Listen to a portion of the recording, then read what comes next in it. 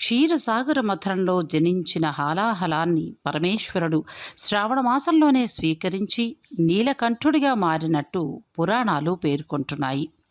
శివునికి అత్యంత ప్రీతికరమైన మాసాల్లో శ్రావణం కూడా ఒకటి.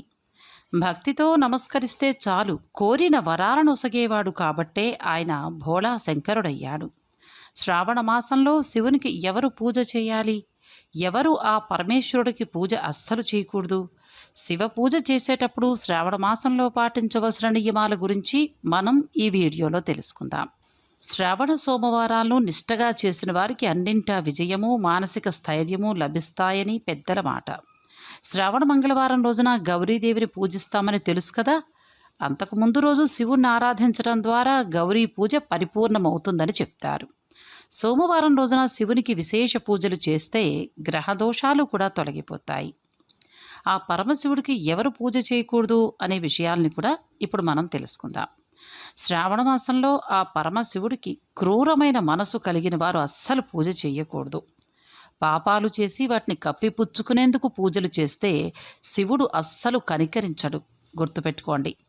తరచుగా తప్పులు చేస్తూ దేవుణ్ణి ఆరాధించేవారని ఆ పరమశివుడు అస్సలు క్షమించడు.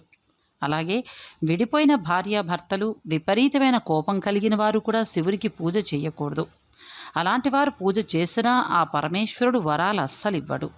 అలాగే వేశ్యలు కూడా శివారాధన చేయకూడదు. వారు చేసినా కూడా ఆ పరమేశ్వరుడు వారి పూజలను స్వీకరించడు. మాంసాహారం తిన్న రోజు ఆ పరమేశ్వరుడికి అస్సలు పూజ చేయవద్దు. అలాగే పెళ్లి కాని అమ్మాయిలు శివలింగం తాకి శివ పూజ చేయకూడదు. దూరంగా ఉండే నమస్కరించుకోవాలి. శివునికి పూజ చేసే సమయంలో చేయకూడని పొరపాట్ల గురించి ఇప్పుడు మనం తెలుసుకుందాం. శివ అనే పేరులోనే ప్రత్యేకమైన అంతరార్థం దాగుంది. హిందూ పురాణాల ప్రకారం సోమవారం శివునికి ప్రత్యేకం. సి అంటే శాశ్వత ఆనందం, మగవాళ్ల శక్తి అని. వా అంటే మహిళల శక్తి అని అర్థం. శివుడిని లింగ రూపంలో పూజించడం వల్ల ఆ వ్యక్తి తన జీవితంలో ఉన్నత స్థాయికి చేరుకుంటారని వేదాలు చెప్తున్నాయి. శివుడు భక్తుల కోరికలను తేలికగా నెరవేరుస్తాడని, భక్తులను త్వరగా అనుగ్రహిస్తాడని ప్రతీతి. అయితే సోమవారం రోజు శివుణ్ణి చాలా జాగ్రత్తగా పూజించాలి. కొన్ని పొరపాట్లను ఎట్టి పరిస్థితుల్లో చేయకూడదు. శివ పూజ చేసేటప్పుడు ఎలాంటి జాగ్రత్తలు తీసుకోవాలి, ఎలాంటి పొరపాట్లు చేయకూడదు అనంటే, విభూతి పరమేశ్వరునికి అత్యంత ప్రీతిపాత్రమైనది. ఈ విభూతి ధరించిన వారికి పరమేశ్వరుడు వారిని అనుక్షణం కాపాడుతూనే ఉంటాడు. నరక బాధలకు లోను కాకుండా చూస్తాడు. కాల్చిన ఆవు పేడను ఈ భస్మంలో ఉపయోగిస్తూ ఉంటారు. భస్మధారణ చేయకుండా చేసే జపతపాలు ఫలితాలివ్వవని శాస్త్రవచనము. మన శరీరంలో 32 చోట్ల భస్మధారణ చేయాలని శాస్త్రం చెప్తోంది.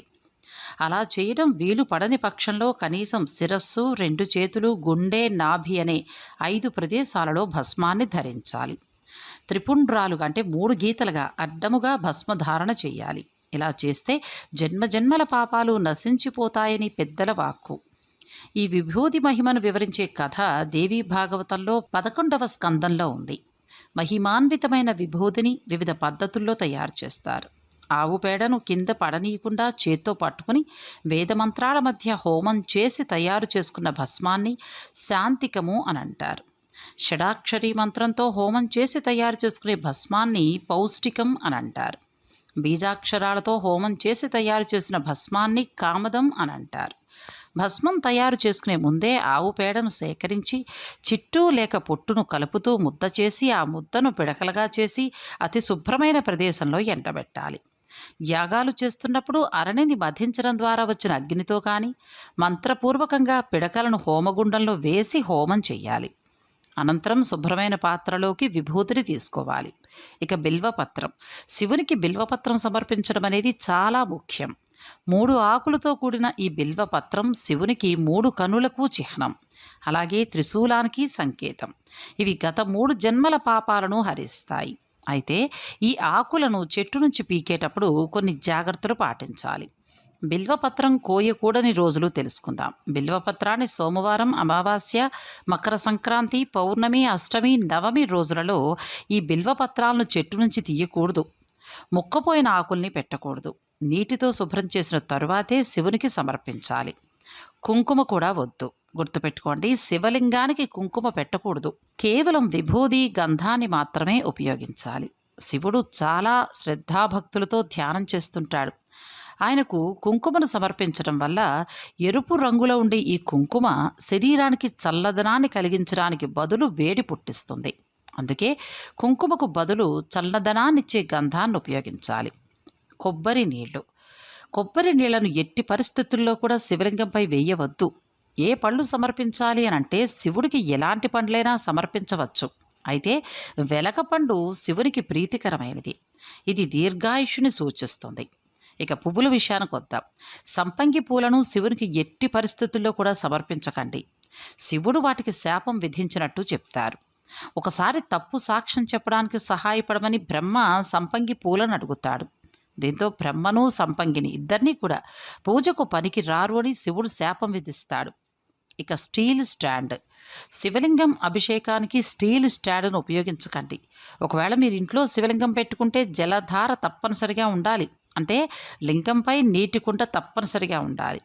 జలధార లేకుండా శివలింగాన్ని పెట్టుకుంటే నెగిటివ్ ఎనర్జీ అట్రాక్ట్ అవుతుంది. ఇక పూజించే విధానం కూడా మీకు చెప్తాను. శివుణ్ణి పూజించే ముందు వినాయకుడిని ముందుగా పూజించాలి. అంటే నీళ్లు పాలు వంటివి ముందు వినాయకుడి విగ్రహానికి సమర్పించిన తరువాతే మరొక దేవుళ్ళకు ఉపయోగించాలి. ఒకటి గుర్తుపెట్టుకోండి, ఎలాంటి పూజ చేసినా కూడా ముందుగా వినాయకుడిని పూజించాలని స్వయంగా పరమశివుడే చెప్పాడు. ఇక తులసి ఆకుల్ని ఎట్టి పరిస్థితుల్లో కూడా శివుడికి సమర్పించకండి. శుభ్రంగా స్నానం చేసి శుభ్రమైన దుస్తులు ధరించిన తరువాతే పూజ మొదలుపెట్టాలి. సూర్యోదయం సమయంలో ఇలా చేస్తే ఎక్కువ ఫలితాల్ని పొందుతారు. ఇక మంత్రం ఏం చదవాలి అనే సందేహం చాలామందికి ఉంటుంది. అందరికీ అన్ని మంత్రాలు రావు కదా. గురుముఖత కూడా నేర్చుకోవాలి కాబట్టి అవన్నీ కుదరని వారు పూజ చేసే సమయంలో ఓం నమఃశివాయ అనే మంత్రాన్ని స్మరించుకోండి చాలు. ఈ 5 అక్షరాల మంత్రం చాలా అంటే చాలా శక్తివంతమైనది. ఈ విధంగా శ్రావణ సోమవారాలు పూజ చేసుకుని శివుని అనుగ్రహాన్ని పొందండి. ఈ వీడియో మీకు నచ్చిందా? అయితే లైక్ చేసి షేర్ చేయండి. ఇటువంటి మరిన్ని మంచి మంచి ఆధ్యాత్మికమైన విషయాల కోసం మా ఛానల్ను సబ్స్క్రైబ్ చేసుకోండి.